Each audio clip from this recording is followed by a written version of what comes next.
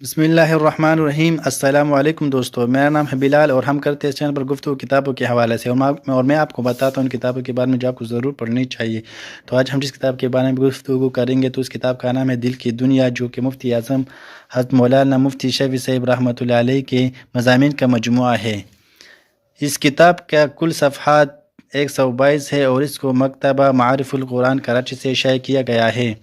تصوف کے صحیح تعارف اور اس کے بنیادی مسائل پر مشتمل دل نشین مضامین کا مجموعہ، جن سے یہ بات بے غبار ہو کر سامنے آتی ہے کہ در حقیقت تصوف بھی دین ہی کا ایک شعبہ ہے جو تمام تر قرآن اور سنت سے ہی ماخوذ ہے اور انہی کی تعلیمات کا نچوڑ ہے۔ اگر آپ کو میں مزید دکھانا چاہوں تو یہاں پر لکھتے ہیں تصوف کے بارے میں طرح طرح کی غلط فہمیاں لوگوں میں پھیلی ہوئی ہے۔ کوئی اسے قرآن و سنت کی تعلیمات سے الگ کوئی چیز سمجھ کر اسے بدعت قرار دیتا ہے،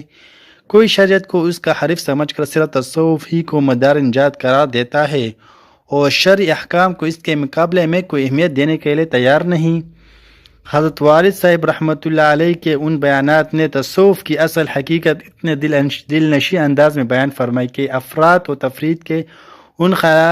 خیالات کا قلہ کما ہو گئے اور یہ بات بے غبار ہو کر سامنے آ گئی۔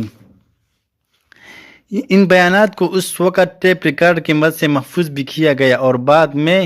ٹیپ ریکارڈ کی مدد سے انہیں قلم بند بھی کرنا شروع کیا اور ماہنہ البلاغ میں ادارت میں نکلنا شروع تو ان میں ہر ماہ ان بیانات کا کچھ حصہ قلم بند کر کے دل کی دنیا کے مستقل عنوان کے تحت شائع کرتا رہا۔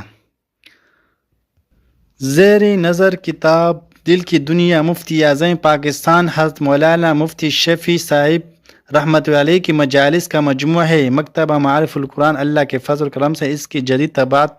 جدید تقاضوں کو مد نظر رکھتے ہوئے قارئین کے سامنے پیش کرنے کے ساتھ حاصل کر رہا ہے۔